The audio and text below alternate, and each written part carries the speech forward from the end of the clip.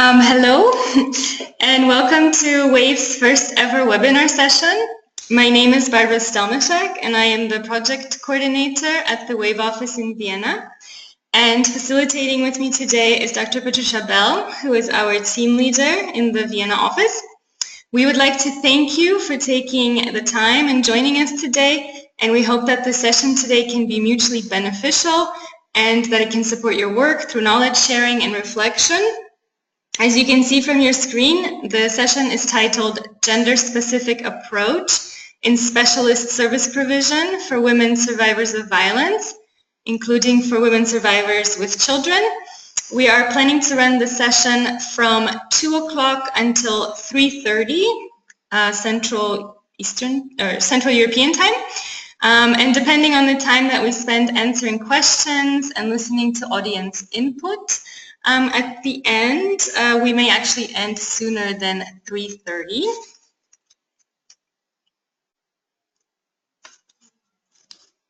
Okay. First, I would like to go to the webinar agenda just so that all the participants have an idea about the time schedule. In a short while, I will do a small briefing about the webinar, mainly to discuss the technical aspects for participants and the general information about the goal and the purpose of this webinar. Then I will go through some housekeeping rules just to tell you how to take part in the webinar so that we can stay organized and so that all of us can get the most out of it. Then Patricia and I will introduce ourselves to you, and then for about 30 minutes we would like to introduce the topic of today's webinar, mainly the standard of gender-specific approach in specialist service provision, which will also go into some subtopics that may directly or indirectly relate to the gender-specific approach in service provision. And yes, so this introduction is meant to provide some general background information. Our presentation is meant to give you some information that could then stimulate us to get thinking about the topic, and then hopefully at the end we can have some questions or discussion and from the participants. Now about the technical aspects. That's not the technical aspects. Here are the technical aspects.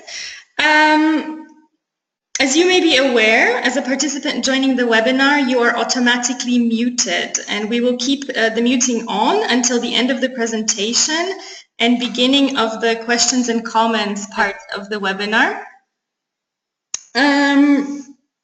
Yes, and also just so that you know, even if you have your webcam on, Patricia and I cannot see you.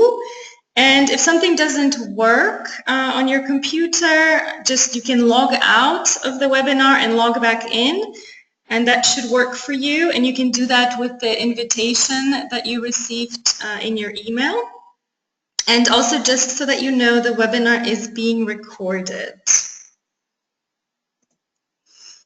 So information about the webinar. We will try to do it in a sort of a format of facilitated discussion. At the beginning, Patricia and I will present the topic, and after which we will have input from the participants, hopefully some questions. The webinar is part of an activity within the WAVE Step Up campaign, which, as you know, is running in 2016 through 2017.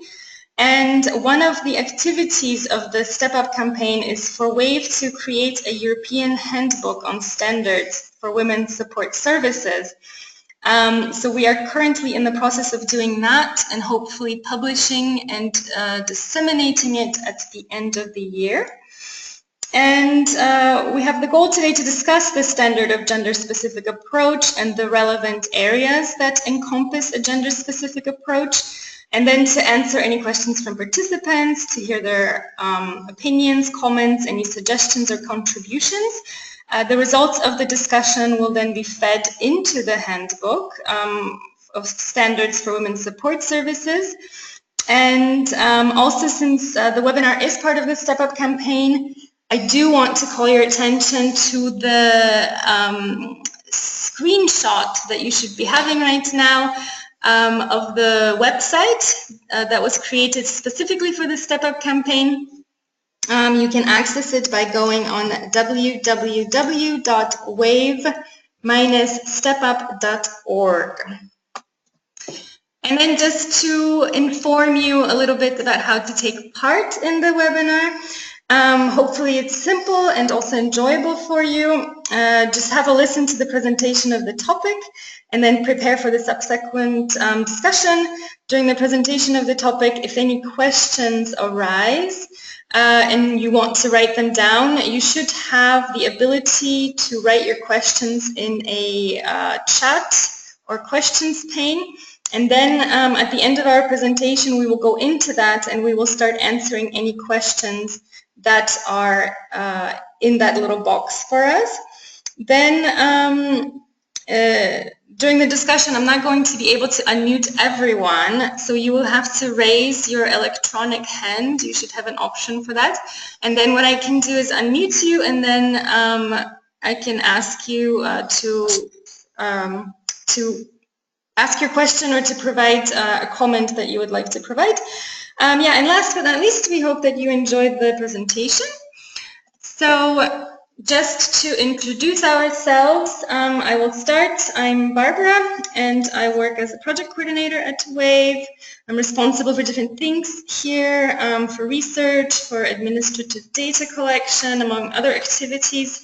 And also now I'm in charge of organizing the webinar sessions as part of our technological outreach. And now I will let Patricia introduce herself.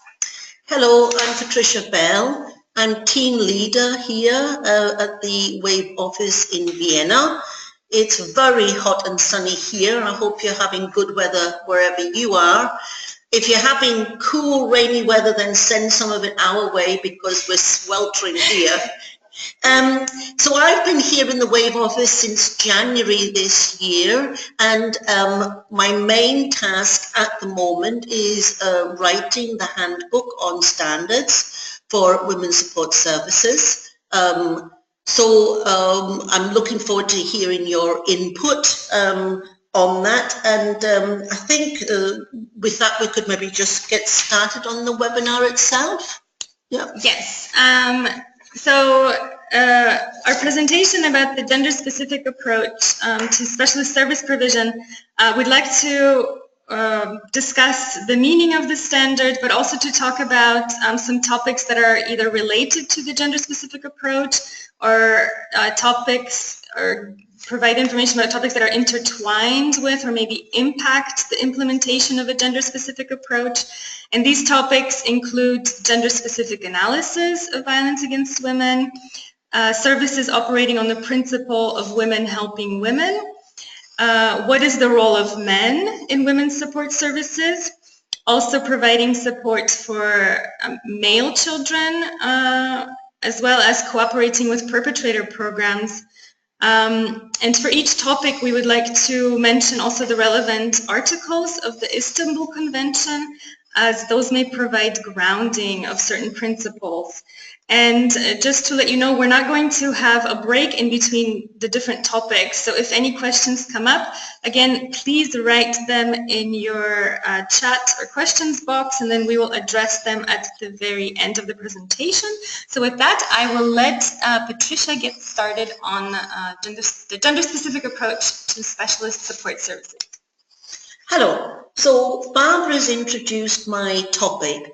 Why is it so important to have gender-specific specialist support services for women experiencing violence? Now, these gender-specific specialist support services are actually founded in the Istanbul Convention. Article 3A, I'm sure you're familiar with this, but I'll just run through it. Article 3A states that violence against women is gender-based violence, and Article 3D defines gender-based violence as being violence directed against women because they are women, and violence that disproportionately affects women.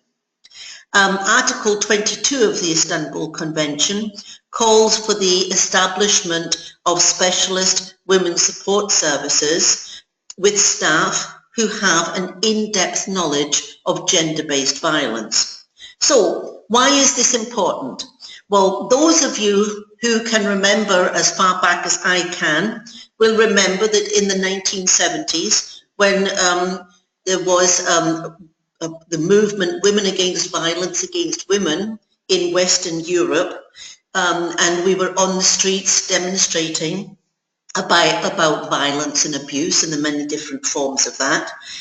This really was a revolution. It was a revolution in the definition of what violence is. Up to that point, violence had been very much defined from men's experience of violence. And as the research in the last 40 years has shown us, there are significant differences between violence against men and violence against women.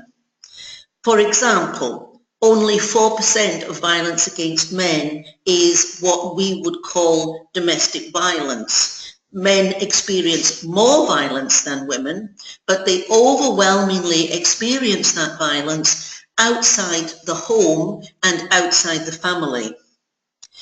In sharp contrast to this, the home is the most dangerous place for women to be, and women are 3 times more likely to experience physical and or sexual violence in their home than outside it. And in particular, half the violence that women experience in their lifetime will be from a partner or an ex-partner. So it's very interesting to look at this difference in violence between men and women. One thing men and women have in common is that they both experience violence roughly 90% from men. So violence against men is also from men, and most violence against women is from men. So what I think is very interesting about this, when we think about the diversity in the world, looking across all cultures, all countries, religions, in fact, there is a very similar development in violence, that women experience most violence in the home. So how can we account for this? Well, it is also stated in the Istanbul Convention that the aim of their violence against women is really to maintain women in a subordinate position, quite literally keeping women in their subordinate place. This violence against women in the home has a very multifaceted impact on women and their children. Women's specialist support services are aware of the dynamics of violence against women, particularly is violence that takes place in the home, which can be physical violence, sexual violence, emotional, financial violence, and also a control of women's mobility, freedom of movement, and freedom to contact people they want to contact. Because women's specialist support services have developed from this long tradition of revolutionizing the definition of violence, they are able to provide custom-made support because there are very specific issues attached to experiencing violence from people that you are close to. It's a different dynamic than an assault outside the home or from a stranger. Of course, that also does happen to women. So gender-based violence is a unique form of violence that is common to all societies, and gender-specific support services are essential to tackle this very specific form of violence. So I'm now going to move on to the second topic, which I'm going to talk to you about, which relates to the first topic, and that is, why is it important to have a gender-specific analysis? Going back to the Istanbul Convention again, Article 6 says that a gender perspective is essential, and it is also essential for countries who have signed up to the Istanbul Convention to implement policies of equality between women and men. and to empower women. Empowering women is something that can happen on an individual level, but to ensure the empowerment of all women in a society, it has to be a collective liberation of women. It's not possible to individually empower all women. Actually, we require the liberation of all women because we don't want some women to be privileged and others not. Article 15 of the Istanbul Convention calls for the equality of women and men, and in particular to avoid the secondary victimization of women. This is very important to put gender-based violence within the context of a gender-critical analysis of society. If we just look at individuals, we can very easily fall into a victim blaming, which fails to locate what is happening to individual women within a social analysis of gender inequality in society. Even in Western countries where women are considered to be liberated, there is still a gender pay gap. That means that even women doing the same work as men receive lower pay than men. There is still the fact that the professions that are more often carried out by women are very low paid. If you look at hairdressing or looking after small children or whatever. So traditional women's female fields of employment attract lower pay. And this problem about accessing higher paid jobs actually results in a relative poverty of single mothers. And this is very important because any woman who is experiencing violence in her home, in thinking about what is best for herself and for her children, if she has any, has to weigh up the fact that if she separates from her partner, she will have less money and less resources. Even if the court are able to enforce the payment of support money, the fact is that single parent households, which are overwhelmingly households with single mothers, are much poorer than two-parent households. And this is a factor that can reinforce a woman's decision to stay in a violent relationship or perhaps return to a violent relationship because she may be concerned about the welfare of her children. A gender-specific analysis ensures that specialised women's support services are entrenched in this long history of a gendered critique of society. And this was not just a focus just on violence, but on women's liberation also in the fields of employment, access to training, access to education.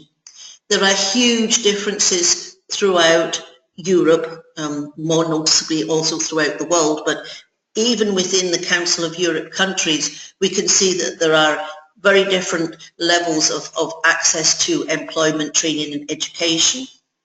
And it's very important that women's specialist support services locate the experience of individual women who are experiencing violence within this awareness that in fact women's liberation has still to be achieved on the social level as well. So I think that having covered those 2 points, I'll stop speaking now and let Barbara have something to say.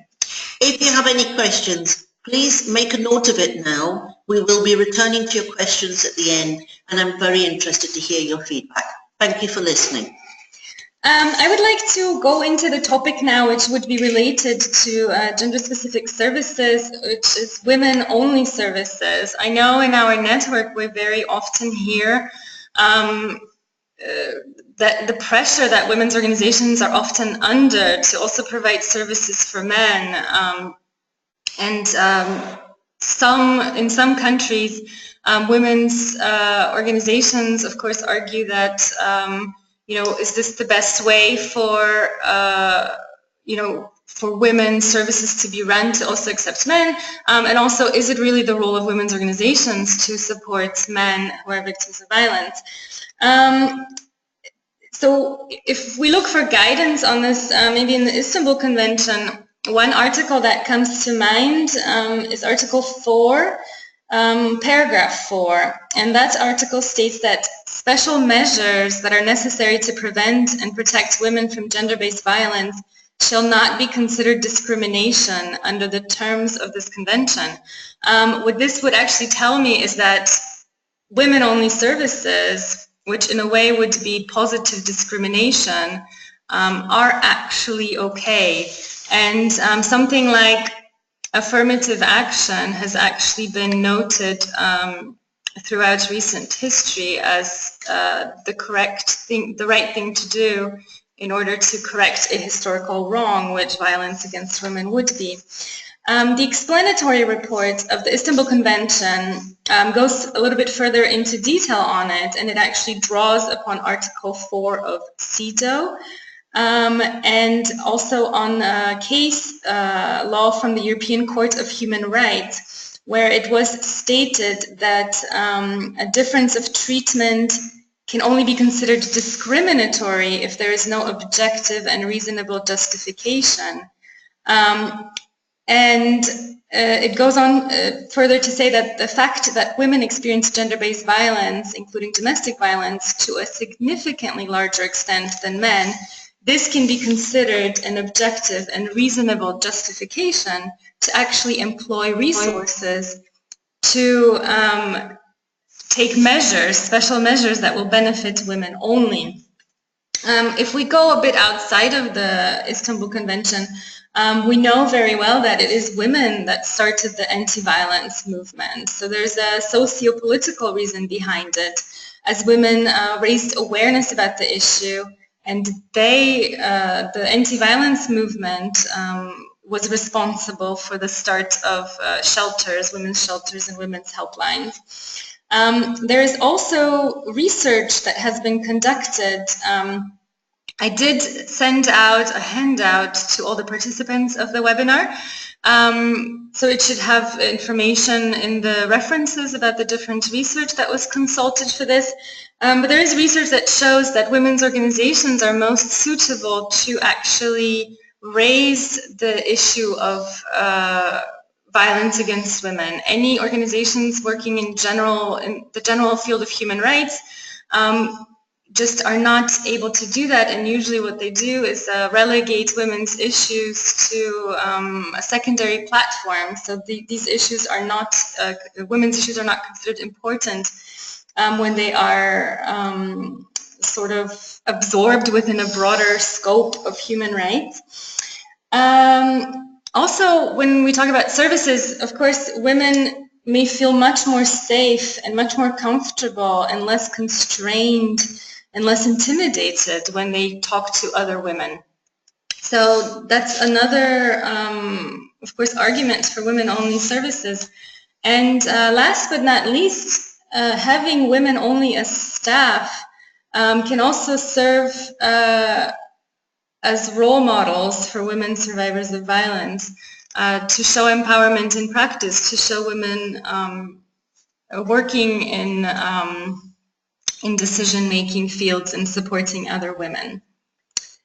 If we go on to another topic of, since we talked about women-only services, so women helping women, the issue that is becoming more and more, I guess it comes on the agenda, on the feminist agenda, is the involvement of men in the women's movement, but also the involvement of men in women's support services. If we go to the Istanbul Convention, of course, Article 12 talks about taking measures to promote changes in social and cultural patterns of behavior of women and men as a way to eradicate prejudices, customs and traditions that, of course, lead to the stereotypes that then result in violence against women. Article 12 also goes on to say that the party should take necessary measures to encourage all members of society, and then it underlines especially men and boys to contribute actively to preventing all forms of violence against women. Of course, this does not directly refer to service provision, but it does, the Istanbul Convention does talk about involving men. Going outside of the Istanbul Convention, of course, there are some arguments for involving men in women's services, especially in the work with children. And as WAVE has written in its Away from Violence manual on running a women's shelter, men working with children can be positive role models, and children who have otherwise been exposed to violent fathers are able to see that men can also be emotional, that they can be affectionate and caring. So there's a positive aspect in that.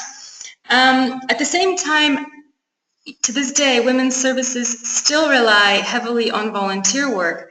And in a study that was conducted by WAVE back in 2014, where we looked at service provision for women survivors of violence in Moldova, we noticed that the services relied heavily on women volunteers. There were 76% of the volunteers were women and the rest were men. So this kind of setup could actually lead to reproducing inequality in society, where women have non-paid positions and men don't equally contribute in the same regard. So this is something to think about. But also another issue to think about is what role then do men have in decision making in women's organizations, in women's services. This is something that would have to be thought of and discussed and elaborated, and especially to what extent can men serve in management positions. Of course, the last questions to ask on that is, historically it's been women that have been involved in anti-violence work.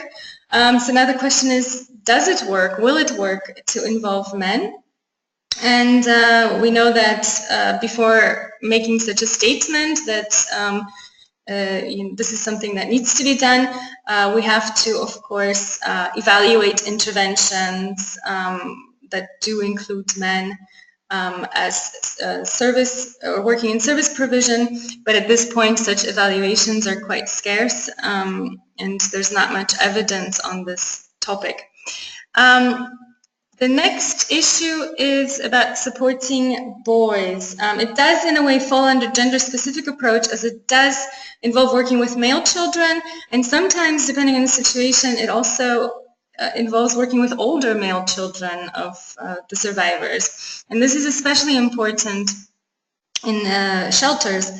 The Istanbul Convention does make references to children throughout. For example, in Article 18, paragraph 3, it says that parties should ensure measures that address specific needs of vulnerable persons, including child victims. Also, Article 22 talks about arranging specialist women's support services to all women victims of violence and their children. The explanatory report further talks about the purpose of a shelter, that it has to, of course, ensure immediate, safe accommodation for victims, and then it underlines again, especially for women and children. And it talks about how women's specialist service provision is very much responsible for the health, the safety, and also well-being of children.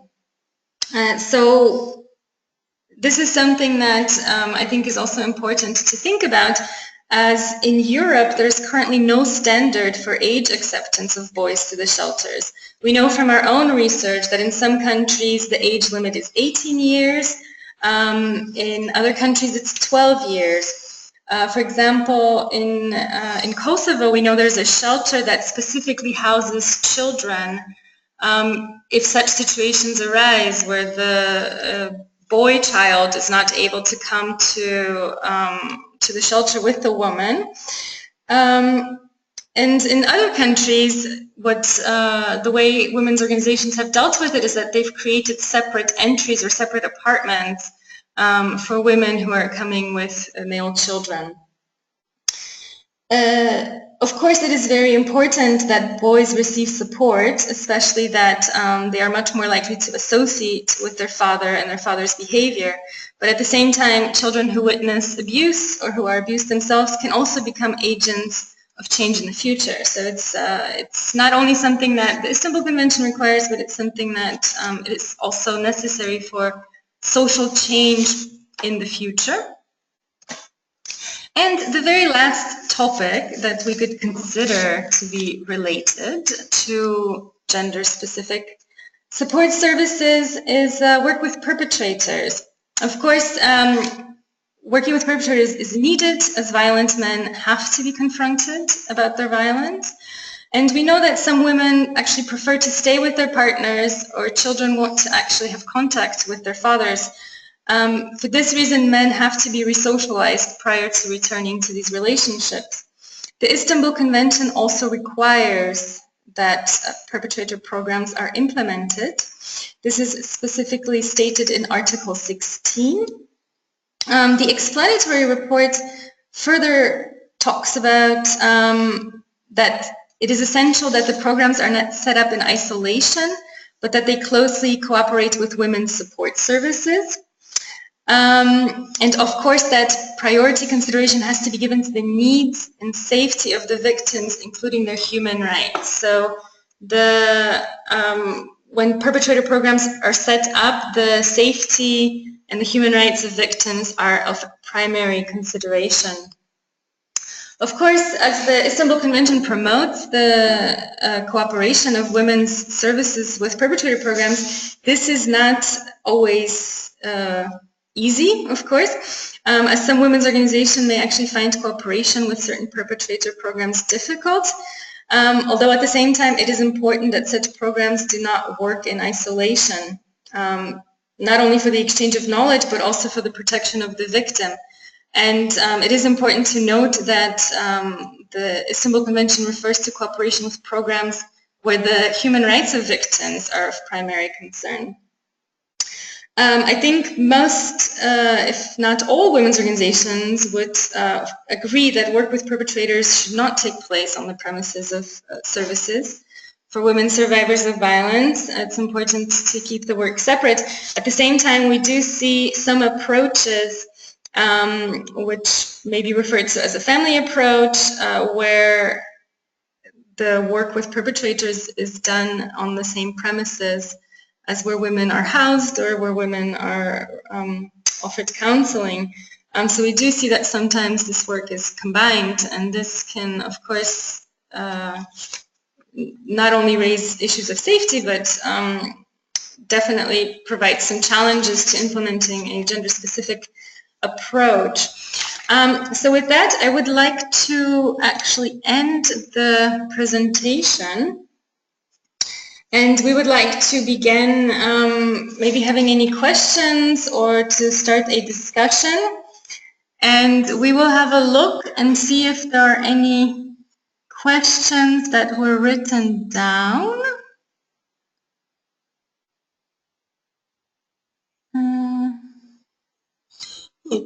One moment.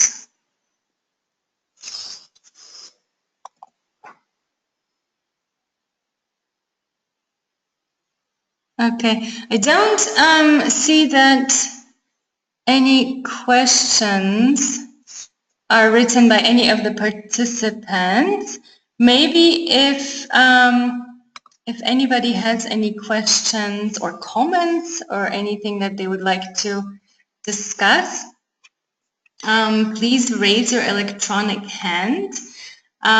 We would also be interested to hear your opinion that is related to the implementation of the standard in your country, or if you want to talk about any challenges that you face in implementing the standard, or what opportunities you see in your country, or if you've had similar experiences where you've had to overcome any challenges.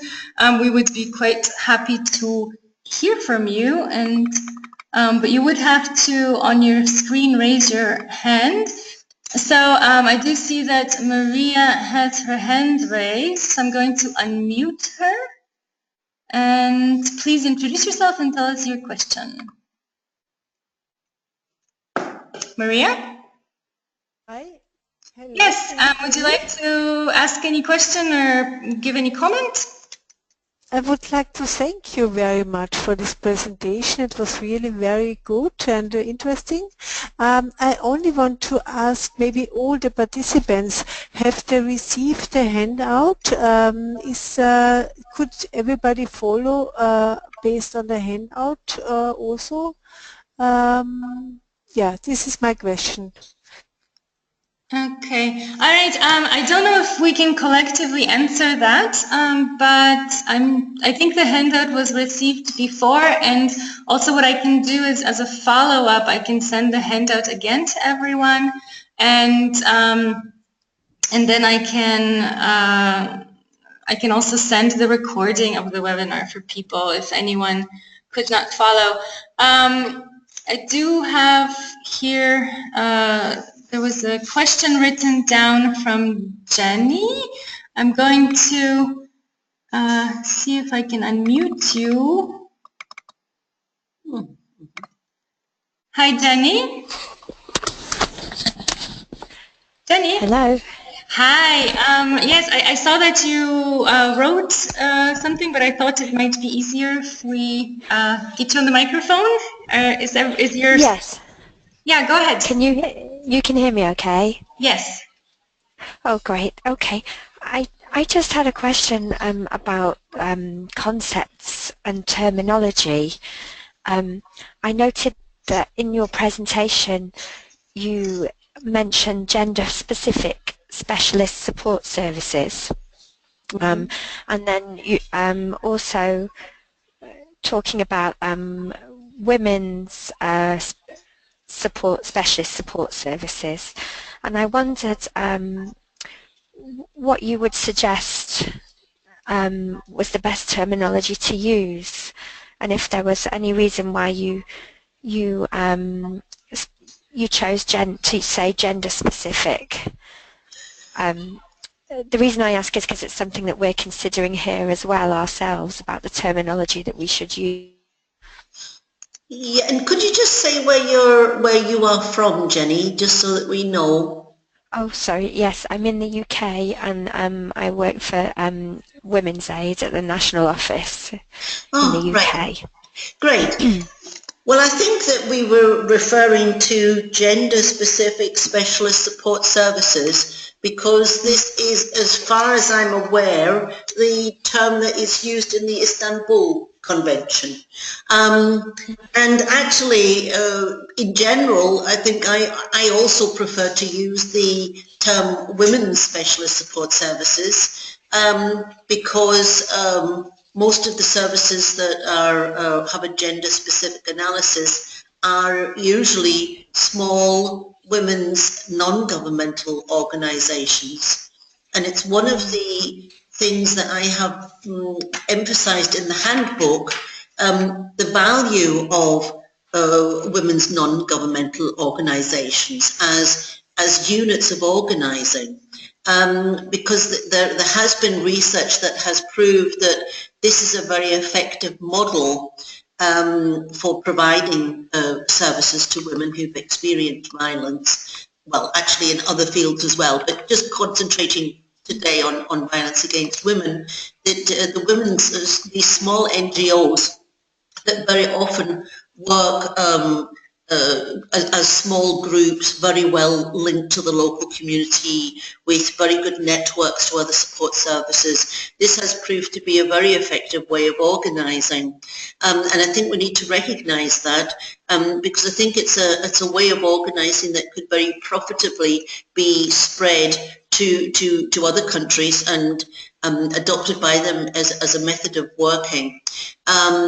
So yes, we use both terms, but I think talking about gender-specific specialised support services is when we were trying to base everything we said drawing on the Istanbul Convention, but actually we use the terms interchangeably. Right. I don't know if that's helped to you. Yes, it is. Yes, thank you. So where is your discussion at in England with that at the moment? Oh, just very early stages, really. I'm just drafting a paper with some different possibilities on it. So it's not that we have a position yet. We're just exploring and having a think about it at the moment. All right. So Well, this is very useful for me.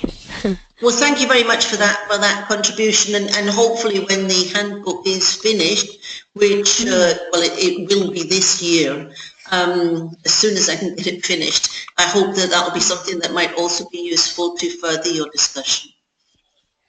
Great, thank you very much. Thank you for your contribution, Denny. All right, thanks. Okay. Let's see if we have any other questions from anyone else. Okay, I see that there is a question from Selma, so I'm going to unmute you. Hi, Selma. Hello. Hi. Hold on. Hi. Let me just make the sound a little bit more because I don't hear you so well. Can you speak now? Okay. Can you hear me now? Yes, we can hear you. If you can speak a bit closer to the microphone, it would be great. Okay, sorry, I'll try. Okay. Is that okay? Yes, perfect. Okay, good.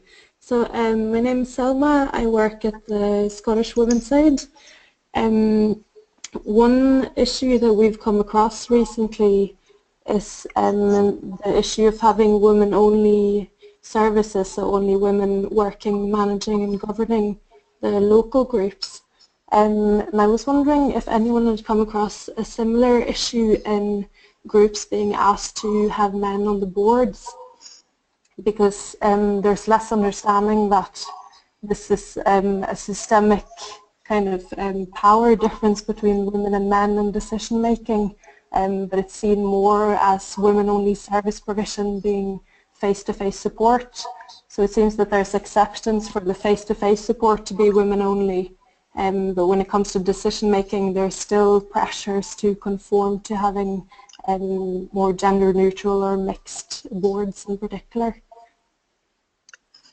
Oh, thank you very much for that contribution. No, that isn't something I've heard of, but I think it's very important. We've got 16 people online at the moment listening to this discussion from all over Europe. So let's have some feedback from the other people listening. I haven't heard of a pressure to have men on boards. That's boards of directors for services. So can anybody else contribute to provide an answer for Selma, who's from Scottish Women's Aid, about this and how to deal with it? Certainly I can say that we don't have any men on the board at WAVE. And we were never asked to or told to? No, it's never been an issue as far as I know, but I'm not sure about, I don't think it's been an issue here in Austria at the moment, but how are you dealing with that, Selma? How have you responded so far? Well, having a women-only board is part of our affiliation criteria. So for women's aid groups in Scotland to be affiliated to the national office, they have to agree and comply with having women-only boards as well as their staff.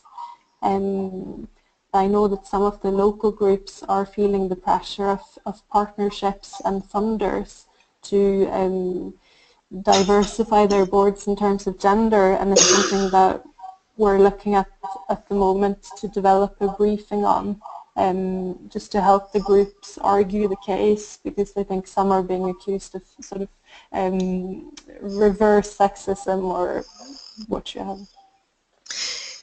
Well, I've certainly heard about, I know that some groups that we have heard are being accused of sexism by not being open to men. I mean, I think it's quite important to resist this, because I think if it's not accepted at the management level, I think it might only be a matter of time before there is a sort of watering down of the whole structure, so that, you know, why aren't we counselling men? I mean, I do know that some organisations do also counsel men, particularly organisations that are dealing with sexual violence will also counsel men who have also been raped. So I think it's, I mean, I think one thing that you could do, just my suggestion, is, you know, use the Istanbul Convention, where it very clearly says that it is completely legitimate to have women-only organisations providing support. That I think that is, that you could argue that even on the management level, women are perfectly capable of managing. I think it's probably, isn't it? It'll be a reaction to criticism that boards of big organisations, big business, have to now have women on boards, that they probably think they're losing out if they don't get men onto boards of small support women's organisations that are providing a direct service to victims. Yeah, I think we've got, in the meantime, I think somebody wants to come in on this discussion. Alice? Okay, so what I'll do is I will unmute Alice in a minute, 1 second, and then we will ask for her contribution. Hi Alice, can you hear us? Yeah. Okay, hi. You hear me? Yes. Hi, how are you? Good, thank you. How are you? Fine. So I'm Alice from Italian network of Dire. So, and also I know Barbara because the Wave Step Up campaign, yeah? Mm-hmm. So, you hear me good? I hear you very well, yes. Yeah. So, what is my question? And I want to come inside the discussion. Not a long time ago, we have a big conference with almost of the 73 women shelter in Italy. We meet all together, and come the discussion about the men, introducing the men inside the women shelter. And it's really we find it's not really easy. I know that it's inside the Istanbul Convention. It's good to start to make a collaboration or a partnership with, but you know, from the beginning, 1970, the women started with the first women shelter that actually they have more than near to be 30 years old. The first one, there was like men and women from the beginning. You work for women, just with women, you know.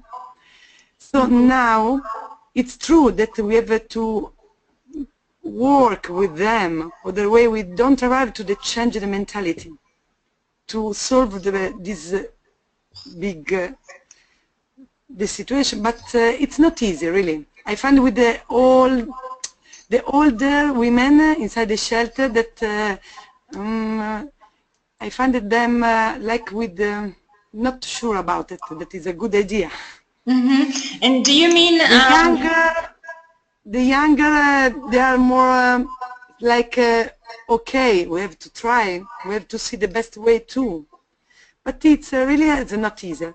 And about the perpetrators, I find that in Italy actually there is like big service center for the perpetrator, just for them, to help them. But we still, I think, still far to make a perpetrator work with.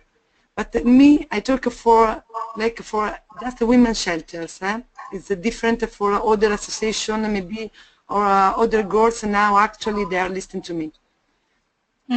Okay. So Yeah. just this I want to say. Yes, I think related to the work with perpetrators, I think this is a problem that I think many women's organizations express. I honestly have not heard one women's organization that has, you know, will say that they have, you know, either they want to always cooperate or that they have really perfect cooperation. I think there are still quite so many problems, especially that there aren't really sets of standards yet for the perpetrator programs. I mean, one of the helpful things is, of course, is that the Istanbul Convention does mention the women's safety and the human rights should be at the center, so at least there is some grounding in that. There is a perpetrator network, European perpetrator network, that is currently, it's freshly new. I think, I'm not sure how long it has been around, but they are working on also creating standards and such. So the work is in such early stages that it's very difficult, I think, yet to really have any results about it. But I think what women's organizations should definitely keep doing is that they need to promote this idea that cooperation is only possible first and foremost, you know, upon the decision by women's organizations to cooperate, but also there are only certain programs that women's organizations can or should cooperate with, of course. As to your question about introducing men into women's... Yes, I can say it's good, like, even to suggesting like a step to how, you know, because I told you there is a women that around the 70, how was one philosopher, a woman come to make few classroom. She come to talk about different, discuss about different documents inside this big convention. She defined the more older women inside the women's shelter, women with the memory. Okay, like for example, because they have more memory for what happened during the last year. So don't say like I say women with memory. Okay, we have many women with memory inside the women's shelter, and for them it's like go against the principle. I feel that, you know. Do you mean for the victims? Do you mean for the victims, or for the women employed in the shelters? The women they work. The women they founded the women's shelter. The women they work for. Oh yes, and I think that's something that is very understandable. I think just even on a very personal level, I think there is something really wonderful about having women-only spaces. We have so little of those. You know, our public spaces are limited, so when we have something as a you know, women's centers or women's shelters, that is something that has to be protected. And I know you mentioned on the very beginning that it is. You're noticing that there's also a generation gap in that maybe the women who have been in the movement for longer are not as open to having to work with men, whereas younger women are more open to it. I think that is something that at least I have observed to be true. I do also ask myself about how to deal with that, because we are in a way trying to change mentalities, and we are trying to change men, and we want them to be in some way involved in changing the world for the better for women. And then we see a lot of men taking classes, you know, whether in gender studies or doing degrees in the field in women's studies, but then when they get out, they have a hard time also finding to become involved in this field, even though they've studied. So this is something I think each individual women's organization needs to have a serious discussion about, because I think it is a topic that will be very relevant in the future, and there is some information about it in the Istanbul Convention, but I think it's still something that could be put in internal protocols or something that, you know, maybe even a discussion that could take part in the WAVE network. What is our position on a European level about this? So even yeah, in Berlin it can be, why not? So yeah, I think this is one of the reasons we also put this in the presentation, because for the last few years, it has come up over and over and over again. And I think eventually, also as a network, we will have to address it. So I think it will be very important for women to find a common stance on it so that we can, yeah. Yes, I think maybe not inside the association, but maybe like a side work, teamwork with a leader team that is a man, a guys, maybe something like a side, you know, to be able to think about, of course. Yes, you're talking about maybe having some kind of partner organization that where men can contribute to some parts of the work. There is one or two, I think, in all of Italy. Oh, okay. One or... Because I did want to ask you, Alice, do you have men on the board of your women shelters? No. If you in our to be inside our network, yes, okay, the law, the statute of our shelter, women shelter, you have to be service for women just with the women work for. Right. Okay. Just to make you understand. Yes. Okay. So I answer to all your. This is inside of our statute, so... Oh, right, okay, so your statutes are quite clear. Similar, I think, to Scotland, but they still have a problem.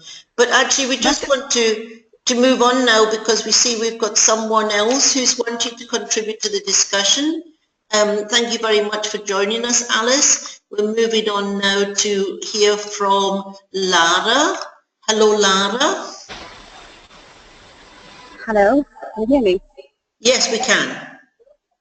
Hi, so I'm Lara from Women's Rights Foundation.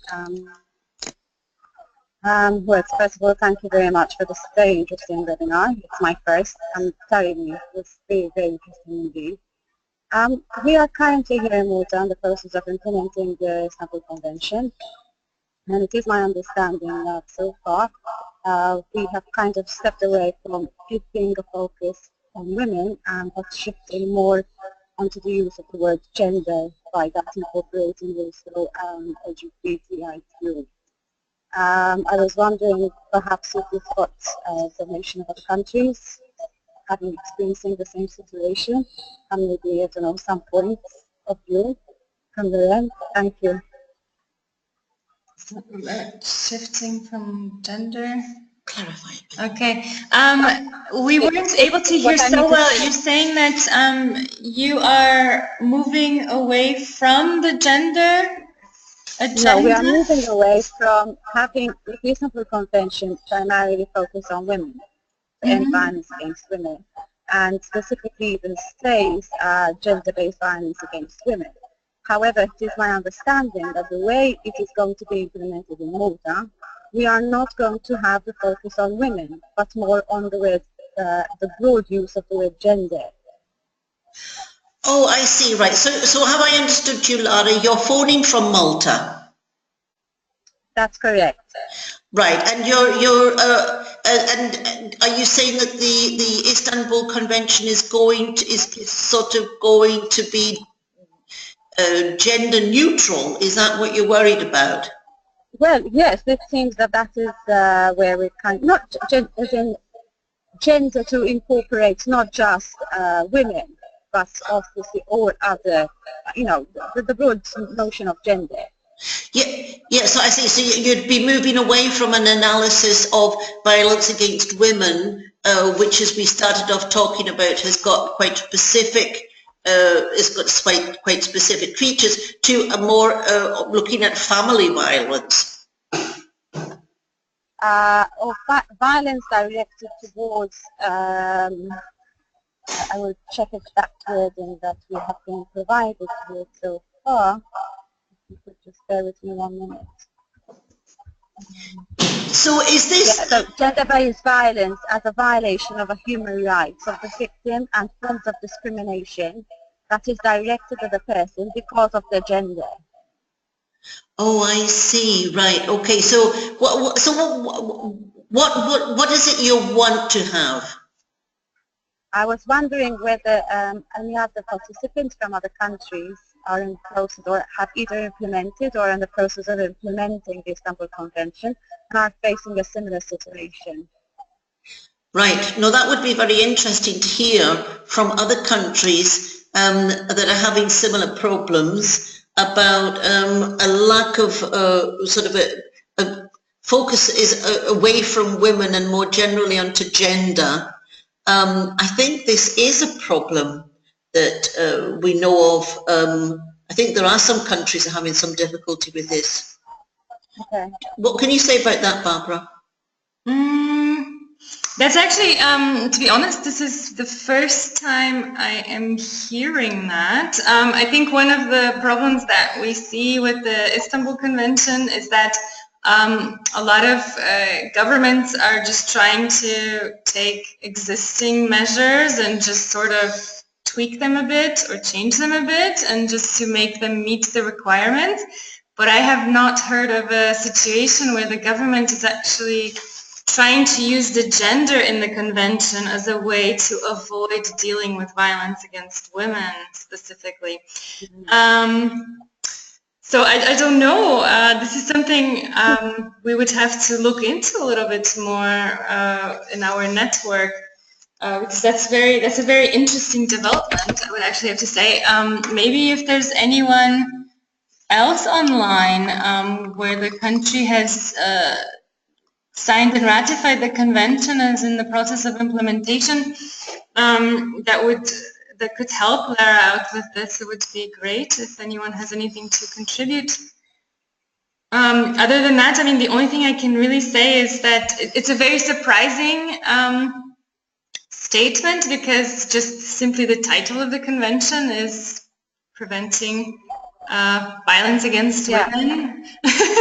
So this is also my concern, you know, coming from a women's rights organization. As I said, we're still in the very early phases, and it's just been coming out for discussion through civil societies. But yeah, the hints and the indicators are that sort of we don't, at least the government does not want to have a specific focus on women, but more on the broader general notion of gender. Yeah, and I mean, the only other thing I can think of is that, you know, also, not only is the title, of course, preventing and combating violence against women, but also it does define specific forms of violence, and, you know, those are also forms of violence that disproportionately affect women. Exactly. So, yeah, I mean, especially, I think there's an article also on female genital mutilation. So, yeah. I know, it's interesting, but yeah, it was just something yeah, myself, we're sort of very perplexed, but yeah, as I said, still in the early stages, so I hope, you know, that be a shift.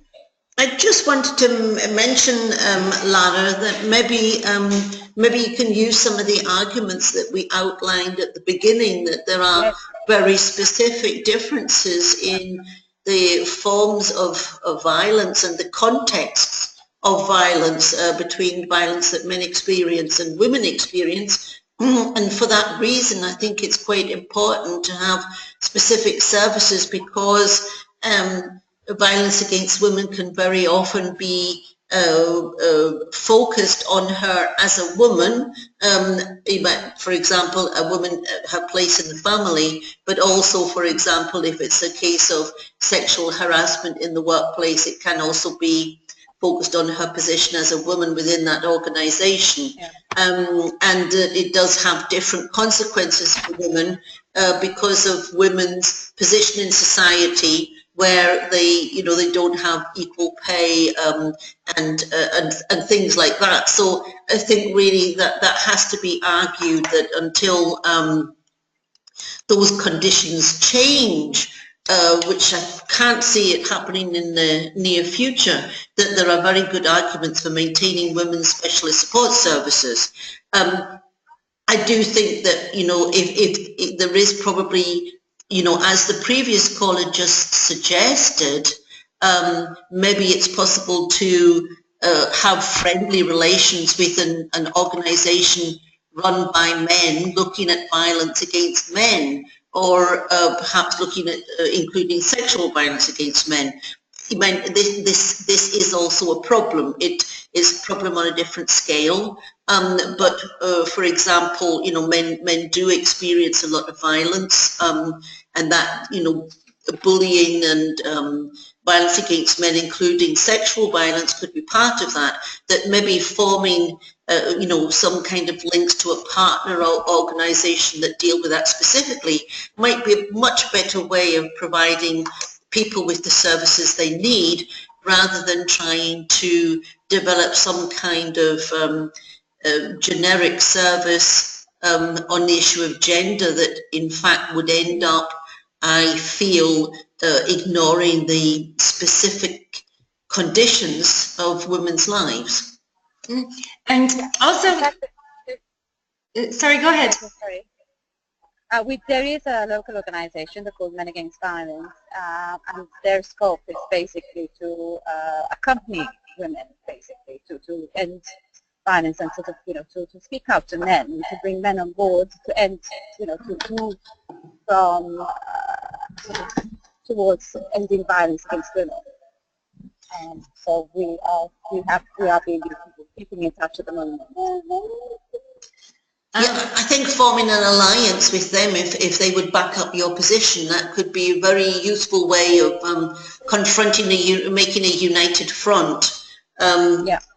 About how the Istanbul Convention should be implemented in Malta. Yes, and also one thing I wanted to mention is that I'm embarrassed to not know the countries, but there were 2 state reports submitted to Grevio recently. I know one was Monaco, but there was another country that was submitted.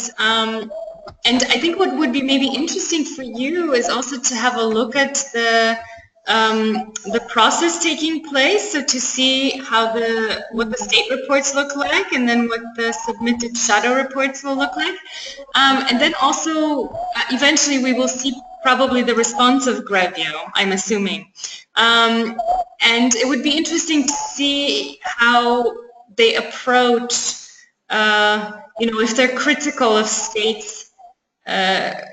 You know, because sometimes, for example, if you look at the CEDAW reports and you see the comments from the CEDAW committee, and it's quite obvious that that the CEDAW committee knows that the state is not doing the implementation the correct way, and then, you know, they're very open about it. So I think it will be very interesting for you to follow. Oh yes, it's Austria. Actually, Austria has submitted the state report in Monaco as well. So now the shadow reports will come in, and then Grevio will comment on that, and of course provide critique. So it will be really interesting to see, because also I'm assuming this current monitoring body is also going to be setting a precedent for the next one.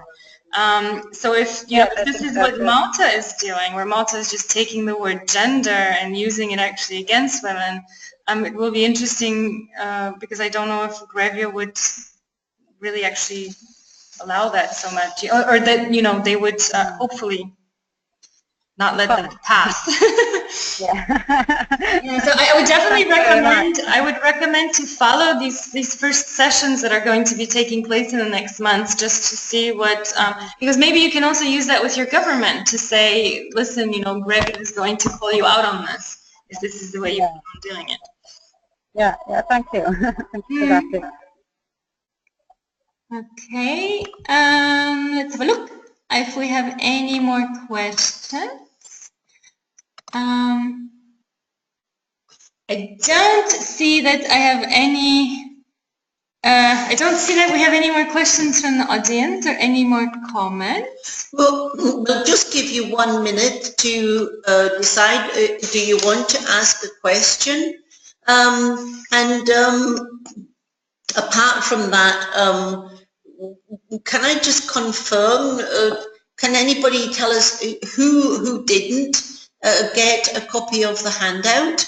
That was all distributed to you last week. That's correct, Barbara, isn't it? So if anybody didn't get that handout, if they could let us know, but that should have arrived to all of you. If you want to raise your electronic hand if you did not receive the handouts, because I think there is some important information about some of the things we talked about in there. But I think what I will do anyway is I will send everyone the handout again, and then I will also see how I can do this via email, but I will also very happily send the recording of the webinar to everyone. And I do also have, I show that Maria is actually wanting to ask a question, so I'm going to unmute her.